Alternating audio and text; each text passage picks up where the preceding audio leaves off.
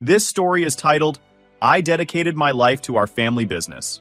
But when my father retired, he handed everything to my unqualified sister instead. Hi everyone! Before we dive in, a quick favor. If you enjoy content like this, please hit the subscribe button. It's free, supports the channel, and makes sure you never miss out on amazing videos. Alright, let's get started. I'm 29 male, and for as long as I can remember, my life has been tied to our family business. My dad, Hank, started the furniture company back in the 80s when he was barely scraping by. He always said it was his ticket out of poverty. What started as a tiny workshop in a rented garage grew into a full-scale operation, with a showroom, loyal clients, and a reputation for crafting some of the best custom furniture in the state. We didn't make cheap stuff you'd find at a big box store. No, we built pieces that people bragged about owning. Conference tables for high-end offices, hand-carved dining sets for wealthy families, and custom desks for executives who didn't blink at spending 5 figures on a workspace. Dad always called it functional art. Growing up, it was understood that I'd take over one day. Not in a golden spoon in your mouth kind of way, but more like, you're the oldest son, so this is your duty. I didn't mind. I loved the work. When I was 10, Dad started taking me to the workshop on weekends. At first, I was just sweeping floors and stacking scrap wood, but I soaked up everything. I watched how he worked with his hands, how he treated every piece of wood like it had its own personality. By the time I was a teenager, I was sanding and staining chairs, learning about tools, and tagging along to client meetings. Jake, Dad would say, this business isn't just about making furniture, it's about making relationships. People don't just buy our work, they buy us. That stuck with me. Meanwhile, my younger sister Chloe couldn't have cared less. She's 4 years younger than me and always acted like she was too good for anything that didn't involve social media or shopping. While I was in the workshop, Chloe was usually off with her friends, spending Dad's money on designer clothes or whatever the latest trend was. Chloe always had this air of entitlement. Even as a kid, she never heard no. If she wanted something, she got it. I remember one Christmas when she threw a tantrum because her tablet wasn't the exact color she wanted. She cried until Dad went out the next day and bought her the one she'd asked for. Meanwhile, I was expected to be the responsible one, the kid who didn't complain and got straight to work. By the time I graduated high school, I was practically Dad's right-hand man. College wasn't even a discussion. I went straight into the business. Why wouldn't I? I'd been preparing for it my whole life. I worked every department, warehouse, sales, admin, even delivery, so I'd know the company inside and out. Chloe, on the other hand, spent her college years finding herself. She switched majors 3 times before finally settling on marketing. Not that she ever planned to actually use her degree. After graduation, she floated between random projects, calling them passion ventures, that she dropped as soon as they got hard. Still, she loved showing off the family business. She'd tell her friends, my family owns this amazing company, but she never lifted a finger to help. She'd come into the showroom occasionally to get content for her Instagram, posting selfies with our work like she had anything to do with making it. It was frustrating, but I let it go. I figured she wasn't a threat. She'd never shown any real interest in the business. By the time I turned 27, I was running the day-to-day operation. Dad had started stepping back a little, letting me take the reins. He still handled the big picture stuff, but I was the one keeping the gears turning. I worked long hours, sacrificed weekends, and skipped vacations because I believed in what we were building. Dad always said, when the time comes, Jake, this business will be yours. You're the one who understands it, who cares about it. Those words kept me going, even when the work got exhausting. Then, last spring, Dad announced he was officially retiring. He called a meeting at the office to share some exciting news. I walked in that day thinking it was going to be a big moment for me, the moment I'd been working toward my entire life. Instead, I walked into a nightmare. When I got to Dad's office, Chloe was sitting in his chair, leaning back with her feet up on the desk. She had this smug grin plastered on her face, like she'd just pulled off the biggest prank of the century. Dad was standing next to her, looking calm. Too calm. Jake, he said, I've made a decision. Chloe is going to take over as CEO. At first, I thought I misheard him. What? I asked, genuinely confused. Chloe's taking the lead, he repeated, as if it was the most obvious thing in the world. I laughed, waiting for the punchline. Good one, Dad. What's the real announcement? But he wasn't joking. He looked me dead in the eye and said, I think it's time for the company to evolve, and Chloe has the vision to take it to the next level. I stared at him, stunned. Chloe? The same Chloe who didn't even know the difference between oak and pine? The same Chloe who once asked me if plywood was a type of tree? Chloe chimed in, her voice dripping with fake confidence. Relax, Jake. You'll still have your role here. I'm just bringing some fresh ideas to the table. I could feel my blood boiling. Fresh ideas? I shot back. You've never even worked here, Chloe. You have no idea how this company runs. She shrugged, like it didn't matter. That's why I'll have you to guide me, she said, flashing a fake smile. I turned to Dad, desperate for him to see reason. Dad, I've spent my entire life building this company with you. Chloe hasn't done anything. How is this fair? But he just sighed, like he was already tired of the argument. Jake, you're great at what you do, but Chloe's got connections. She understands how to modernize the business. This is what's best for the future. I couldn't believe what I was hearing. After everything I'd done, everything I'd given up, Dad was handing over the business to Chloe on a silver platter. I felt like a stranger in my own family. Chloe just sat there, smirking, like she'd already won. And maybe she had. That was the moment I realized everything I thought I knew about my place in the family, about my future, was a lie. I walked out of that office in a daze. I couldn't process it. Chloe was running the company? The same sister who once bailed on her part-time summer job because she didn't like the uniforms? I didn't know whether to scream, laugh, or just quit on the spot. But I didn't quit. Not yet. I told myself I'd stick around, at least for a little while. Maybe Dad would come to his senses. Maybe Chloe would realize she was in over her head and step down. I didn't want to abandon the company. I'd poured too much into it. The employees trusted me, the clients trusted me, and deep down, I didn't trust Chloe to keep it together. But man, she didn't make it easy. The first week of her leadership was like watching a bad sitcom. She showed up to work on Monday at noon in a flashy outfit, sipping some overpriced drink and acting like she owned the place. I was already in my office when she barged in, dropped her designer purse on my desk and said, "Okay, Jake, let's talk strategy." Strategy? I asked, looking up from the paperwork I'd been buried in all morning. Yeah, like, what's our vibe? I feel like we need to rebrand, you know? Make things fresher, more modern. I blinked. Chloe, we don't need a rebrand. The brand works. It's why clients come to us. They know we deliver quality. She waved me off like I was boring her. Yeah, quality's great, but people want more these days. Like, what's our social media game? Are we doing collabs? Influencers? We need to go viral. I stared at her, dumbfounded. Chloe, this isn't a clothing brand. We make custom furniture. No one's buying a $10,000 conference table because they saw it on TikTok. Her eyes lit up like I'd just given her the best idea ever. Oh my God, Jake, yes! TikTok. That's what we need to do. Viral videos of us making furniture. I didn't even know how to respond. She was treating this company like it was some kind of hobby project, not a decades-old business with real clients and real responsibilities. Things only got worse from there. Chloe started making changes without consulting anyone. She canceled long-standing contracts with suppliers because she didn't like their vibes and tried to switch to cheaper materials to cut costs. I told her it was a bad idea, that our clients would notice the difference in quality, but she didn't listen. It's about margins, Jake, she said, like she'd suddenly become a business guru. She also started throwing money around like it was Monopoly cash. She hired some trendy marketing firm to revamp our image, paying them an absurd amount for a new logo and some sleek but pointless website updates. Meanwhile, our existing clients were getting frustrated because their orders were delayed, and Chloe was too busy brainstorming brand aesthetics to care. The employees were starting to lose patience too. Most of them had been with us for years, and they were used to a certain way of doing things. Chloe, of course, didn't bother to learn how anything worked before she started making changes. She'd show up late to meetings, throw out half-baked ideas, and then disappear for the rest of the day.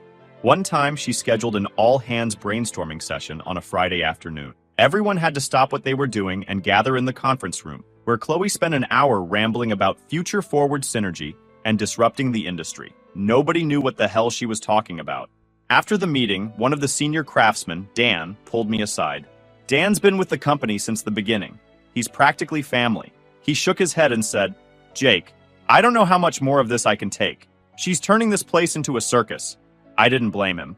I felt the same way. The final straw came about 2 months into Chloe's reign.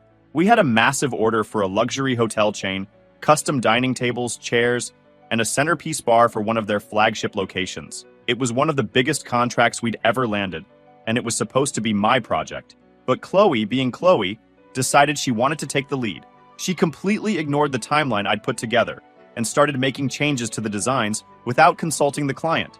When I confronted her about it, she rolled her eyes and said, "Jake, stop micromanaging. I know what I'm doing." But of course, she really didn't. The project fell apart. The client was furious, And we ended up losing not just the contract, but the relationship entirely. It cost us hundreds of thousands of dollars, not to mention the hit to our reputation. When I tried to talk to Chloe about it, she acted like it wasn't a big deal. "It's just one client," she said. "We'll bounce back." I couldn't believe how casual she was about it. This wasn't just one client. This was a huge deal for the company, and she'd completely screwed it up. That night, I sat in my office long after everyone else had gone home. I stared at the stack of papers on my desk, the invoices, the client emails, the production schedules, and felt this overwhelming sense of defeat. This wasn't the business I grew up loving. It wasn't the legacy Dad had built. It was a mess. And no matter how hard I tried, I couldn't clean it up. The next morning, I went to Dad's house. He was sitting on the porch, reading the paper like he always did. I sat down across from him and said, "Dad, we need to talk." He looked up, and I could tell he already knew what I was going to say. "I can't do this anymore," I told him. "Chloe's ruining the company. She doesn't know what she's doing, and she won't listen to me. You have to step in."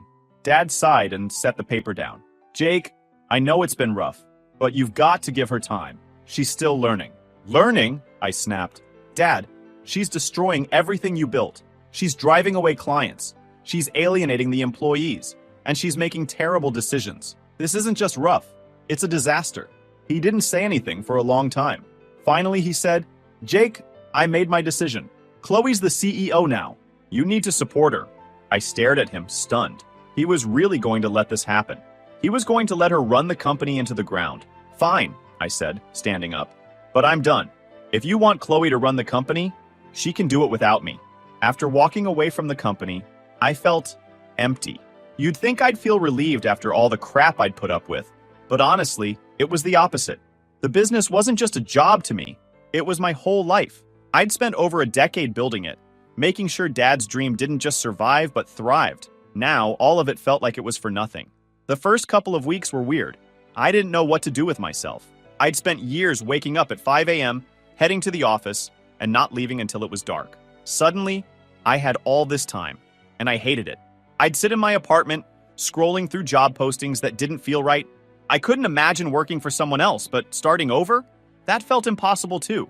Meanwhile, I heard bits and pieces about what was happening at the company. Old coworkers would text me, venting about how chaotic things had gotten. Chloe was doubling down on her modernization plans, ignoring deadlines, and alienating clients. One guy told me she'd fired 2 senior craftsmen because their vibe didn't fit the brand. Those men had been with the company for years, and now they were out of work because Chloe didn't like how they dressed. Clients were pulling out left and right. Orders were delayed. Quality was slipping, and the showroom was practically a ghost town. The worst part? Chloe didn't seem to care. She was too busy hosting vision meetings and posting selfies from the office, talking about how she was transforming the industry. One day, a former client reached out to me directly. It was the owner of a boutique hotel we'd worked with for years. He asked if I could take on a private project, something outside the company. He'd ordered custom furniture from us before, but with the current chaos, he didn't trust Chloe to handle it. At first, I hesitated. I didn't want to step on any toes, and legally, I wasn't sure what I could do. But the more I thought about it, the more I realized I didn't owe Chloe or the company anything. I wasn't under contract, and I wasn't stealing clients. They were coming to me because Chloe had driven them away. So, I agreed. It wasn't a huge project, just a few custom tables and chairs for one of his new locations, but it felt good to be back in the workshop. I rented space in a friend's garage, bought some supplies, and got to work. For the first time in months, I felt like myself again. When I delivered the finished pieces, the client was thrilled. He told me they were even better than what he'd gotten from the company before. That meant everything to me. It reminded me that I didn't need the family business to prove my worth. While I was finding my footing, things at the company were going from bad to worse. Chloe's big ideas were backfiring left and right. She'd sunk a ridiculous amount of money into a rebranding campaign that made no sense. The new logo looked like it belonged on a juice bar, not a high-end furniture company. Employees were leaving in droves. By this point, most of the senior staff had either quit or been fired. Chloe replaced them with her friends, people who had zero experience, but knew how to agree with her every whim. The craftsmanship suffered, the quality control went out the window, and the company's reputation took a massive hit. Even Dad couldn't ignore it anymore. One night, I got a call from Mom. She sounded exhausted, like she'd been crying. "Jake, your dad's not doing well," she said. "What do you mean?" I asked, my stomach sinking. "He's been feeling off for weeks. He finally went to the doctor, and they found something. He has lymphoma." Hearing those words felt like a punch to the chest. Dad was the strongest person I knew. The guy who'd built an empire with his bare hands. I couldn't imagine him being sick, let alone with cancer. It's early, she added quickly. The doctors are optimistic, but he needs to start chemo right away. I told her I'd be there the next day. When I saw Dad, he looked smaller. He was sitting in his recliner, a blanket draped over his legs, flipping through the TV channels like everything was fine. But I could see it in his face. He was scared. "Hey, kid," he said when I walked in. "Hey, Dad," I replied, trying to keep my voice steady. I wanted to ask a million questions. What stage was it? What were the odds? How long would treatment take? But I didn't. Instead, I just sat with him. And for the first time in a long time, we talked about normal stuff. Mom was the one who brought up the company. "Jake, it's a disaster," she said, her voice shaky. "Clients are leaving. The employees are miserable. And Chloe, she doesn't even come to the office half the time." I clenched my jaw. Of course, Chloe was nowhere to be found. Dad sighed. "She's trying," he muttered, though even he didn't sound convinced. "She's not trying, Hank," Mom shot back. "She's failing, and you know it." I didn't say anything. What was the point? I'd been warning him about this for months, and he hadn't listened. Over the next few weeks, I split my time between helping Dad and working on small projects for clients who'd reached out to me. It was exhausting, but in a way, it felt good to stay busy. Chloe, on the other hand, completely disappeared. She didn't show up to the hospital, didn't call to check on Dad, didn't even send a text. When Mom tried to reach her, Chloe said she was too overwhelmed and needed space. Space? From what? She wasn't the one fighting cancer, and she sure as hell wasn't running the company. By the time Dad started his second round of chemo, the company was hanging by a thread. Employees were quitting faster than they could be replaced, and clients were openly trashing us online. I heard rumors that suppliers were refusing to work with us because Chloe hadn't paid them on time. Then, out of nowhere, Chloe packed up and moved to California. She left a vague email for the staff, something about seeking new opportunities, and that was it. She was gone. Mom called me the day Chloe's email went out. She was furious. "Jake, she abandoned us," she said. "She abandoned your father when he needs her most. I don't even know what to do anymore." I didn't know what to say. Chloe had always been selfish, but this was a new low. She'd walked away from the mess she'd made without a second thought, leaving the rest of us to pick up the pieces. By now, the company was in free fall. Clients were threatening lawsuits, employees were demanding unpaid wages, and Dad was too sick to step in. I knew I had to make a decision. Either let the company crumble or step in and try to save it. Part of me wanted to let it burn. After everything that had happened, after how Dad had dismissed me and Chloe had disrespected me, why should I care? But another part of me couldn't do it. This company wasn't just Dad's legacy, it was mine too. So I rolled up my sleeves and got to work. When I decided to step back into the company, I knew it wasn't going to be pretty. What Chloe left behind wasn't just a mess. It was a full-on dumpster fire. The employees were demoralized. The clients were pissed, and the company was hemorrhaging money. I wasn't even sure if it could be saved, but I couldn't just stand by and let Dad's life's work go up in flames. Walking back into the office felt strange. It had been months since I'd quit, and everything looked wrong. Chloe's ridiculous rebranding campaign was everywhere. Gaudy posters with meaningless slogans like "Elevate your space" plastered across the walls. The showroom was practically empty, and the few employees who were left looked like they were just going through the motions. I walked into the workshop, and my heart sank. The space, which used to be a hub of activity, was dead quiet. Only 2 craftsmen were left, Dan and another guy named Miguel. They were working on a half-finished dining table, their expressions grim. "Jake," Dan said when he saw me. "What are you doing here?" "I'm back," I said, trying to sound confident even though I wasn't sure what that meant yet. Dan raised an eyebrow. "You here to clean up Chloe's mess?" "Something like that," I muttered. He nodded, his face unreadable, then went back to work. The first thing I did was dig through the company's finances. It was worse than I thought. Chloe had blown through almost all of our reserves on her ridiculous modernization projects, flashy ad campaigns, unnecessary office renovations, and that overpriced marketing firm. Meanwhile, invoices from suppliers were piling up, and we had a stack of client refunds that hadn't been processed yet. The second thing I did was meet with the remaining employees. There weren't many left. Most of the senior staff had either quit or been fired, and the ones who stayed looked like they were ready to jump ship at any moment. I called a meeting in the conference room, and it was painfully awkward. The room was too big for the small group, and the tension was thick. "All right," I said, standing at the front of the room. "I know things have been rough lately. Chloe's decisions, well, let's just say they weren't great. But I'm here now, and we're going to fix this." One of the sales reps, Karen, raised her hand. "How? Half our clients have left, and the ones who haven't are threatening to sue us. Do you have a plan?" I didn't blame her for being skeptical.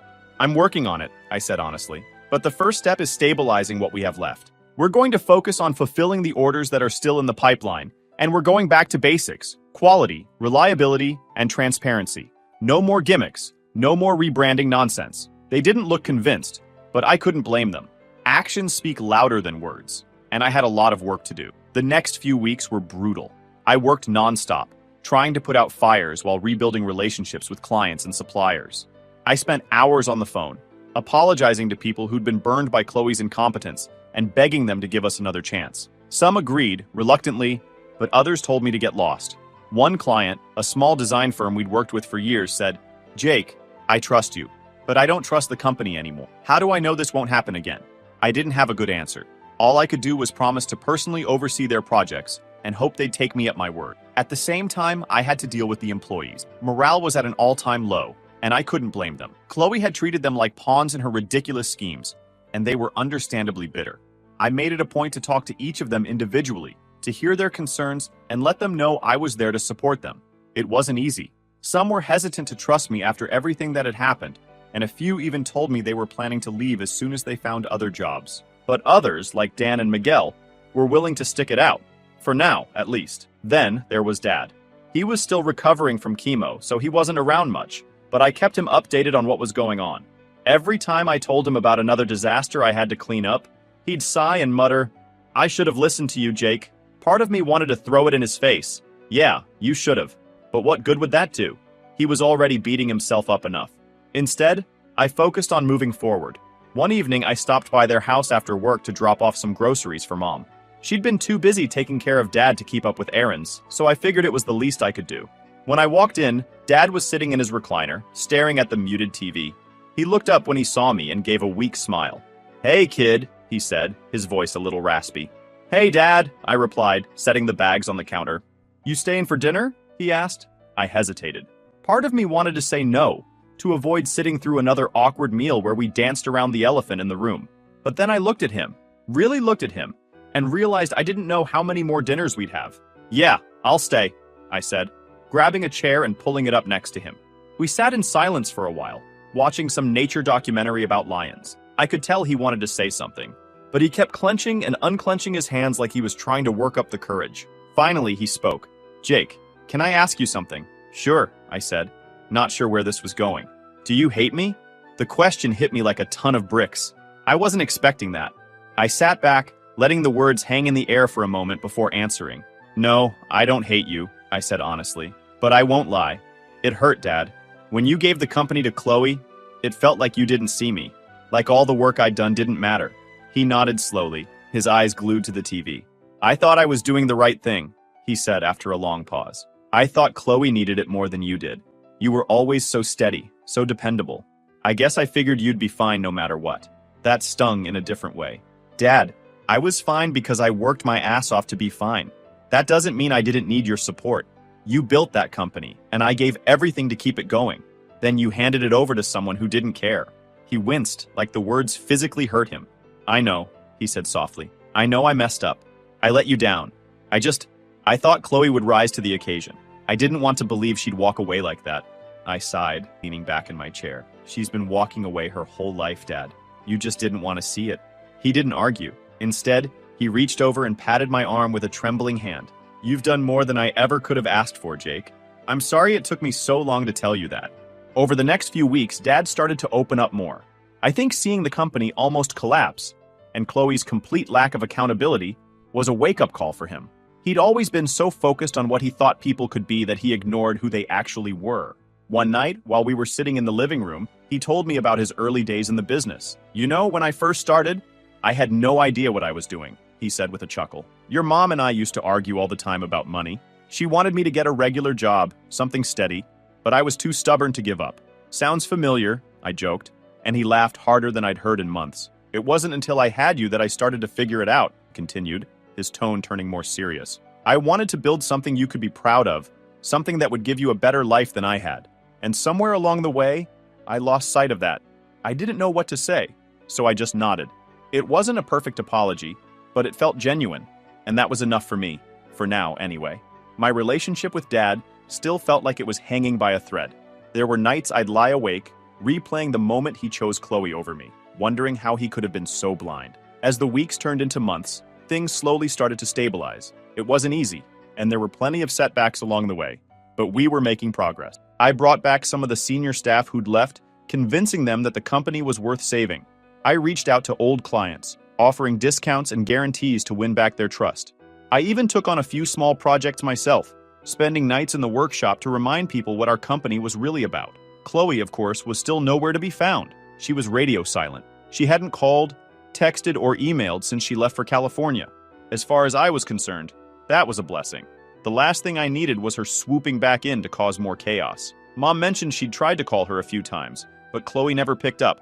I wasn't surprised. She'd always been good at disappearing when things got tough. Then, one afternoon, Mom told me Chloe had sent an email. It wasn't an apology. Of course not. Instead, it was a rambling message about how she was exploring new opportunities and needed money to reinvest in herself. She said she's struggling to make ends meet. I couldn't stop myself from laughing when Mom told me. "She wants money?" I said, shaking my head. "After everything she's done?" Mom sighed. "I told her no. We've got enough problems to deal with here," she said. "I'm done enabling her." That was the first time I'd ever heard Mom put her foot down with Chloe, and honestly, it was a little shocking. I didn't say it out loud, but I was proud of her for finally standing up for herself. By the end of the year, the company was finally back on solid ground. We weren't thriving yet, but we were stable. I couldn't have done it without the employees who stuck by me, the clients who gave us another chance, and honestly, the lessons I'd learned from watching everything fall apart. Dad was still recovering, but he seemed stronger every day. And me? I was finally starting to feel like I was in control. It wasn't the life I'd planned, but for the first time in a long time, it felt like things were heading in the right direction. I knew one thing for sure. I couldn't stay. I'd spent so much of my life tied to the company that I couldn't tell where it ended, and I began. And after everything, Dad's betrayal, Chloe's mess, and the months of picking up the pieces, I realized I needed something that was just mine. One evening, after dinner at my parents' house, I told Dad my decision. We were sitting on the porch, watching the sunset, a couple of mugs of coffee in hand. "Dad," I said, breaking the comfortable silence, "I've been thinking, I'm not going to stay at the company." He looked at me, his face unreadable. For a second, I thought he might argue, try to convince me to stay. Instead, he just nodded slowly. "I figured," he said quietly. "I'm not leaving because of you," I added quickly, "or because of Chloe. It's just, I need something new. I need to build something on my own." He took a sip of his coffee, then set the mug down on the table beside him. "Jake, I get it. I really do. You've done more for this company than I ever could have asked. And if anyone's earned the right to move on, it's you." Hearing those words felt like a weight lifting off my chest. "Thanks, Dad," I said, my voice a little shaky. "You know," he continued, leaning back in his chair, "when I was your age, I didn't have half the guts you do. Starting this company was the scariest thing I ever did, but it was also the best thing I ever did. If you've got something you want to build, Jake, go for it. Don't wait around like I did." I nodded, letting his words sink in. For the first time in what felt like forever, we were on the same page. The next day, I handed over my resignation. Again. This time, though, I wasn't leaving in anger or frustration. I'd done my part, and I was ready to move on. I worked with the new leadership team to make the transition as smooth as possible, ensuring the company would keep running without me. It felt strange, stepping away after everything I'd been through, but it also felt right. I decided to start my own small woodworking business. Not a big operation like the family company, but something personal, something that reflected my own vision. I rented a little workshop on the edge of town and started taking on custom projects. At first, it was just me and a few basic tools. I'd spend my days crafting tables, chairs, and other pieces for local clients, and at night, I'd work on building a website and spreading the word. It was slow going, but it felt good. Honest, almost. Every piece I made was a reminder that I didn't need the family business to define me. Word started to spread, and before I knew it, I was getting more orders than I could handle on my own. I hired a couple of local craftsmen, guys I trusted to uphold the same standards I'd learned from Dad. And slowly, my little business started to grow. Meanwhile, things with my family were better. Not perfect, but better. Dad was getting stronger every day, and while he still couldn't do the hands-on work he used to love, he found other ways to stay involved. He'd stop by my workshop every now and then, offering advice or just sitting in the corner watching me work. Mom seemed more relaxed too. Without Chloe constantly causing drama, she had more time to focus on herself. She even picked up a new hobby, gardening, which she said helped her stay sane. As for Chloe, She was still in California, doing whatever it was she did. She hadn't reached out since her half-hearted email asking for money, and honestly, I was fine with that. Mom mentioned once that she'd heard through the grapevine Chloe was trying to start a boutique clothing line, but I didn't bother asking for details. One day, about 6 months after I left the family company, I got a call from an old client. It was the owner of a high-end restaurant who'd been with us back when I was still working under Dad. He'd heard about my new business and wanted to order a custom bar and dining set for his latest project. "Jake," he said, "I'll be honest. I was hesitant to work with the family company after everything that happened, but I've always trusted you. If you're the one making it, I know it'll be perfect." Hearing that made all the late nights and early mornings worth it. A few weeks later, I delivered the finished pieces to the restaurant. As I stood there, looking at the sleek, handcrafted bar I'd built from scratch, I felt a sense of pride I hadn't felt in years. This wasn't just another project. It was a symbol of everything I'd overcome. As I was leaving, the owner shook my hand and said, "You've got a gift, Jake? Don't let anyone take that away from you." Looking back, I can't believe how much has changed. A year ago, I felt like I was drowning, trapped in a situation where I'd lost control of everything I'd worked for. Now, I'm standing on my own 2 feet, building something that's mine. The family business is still around, and from what I hear, it's doing okay under the new management team. I don't keep tabs on it, though. I've moved on, and for the first time in a long time, I feel free. If there's one thing I've learned through all of this, it's that sometimes you have to let go of what you thought your life was supposed to be. I spent years chasing Dad's approval, trying to live up to this idea of legacy he'd built in his head. But in the end, the only approval that really matters is your own. I'm not angry anymore, at Dad, at Chloe, at any of it. It's all in the past. And while I can't say I'm thankful for the way things went down, I am thankful for where I've ended up. This new chapter isn't what I expected, but it's mine. And that's enough. Thanks for sticking with me through this story. If you've ever had to start over, or if you're thinking about it now, just know this. It's hard, but it's worth it. You're worth it.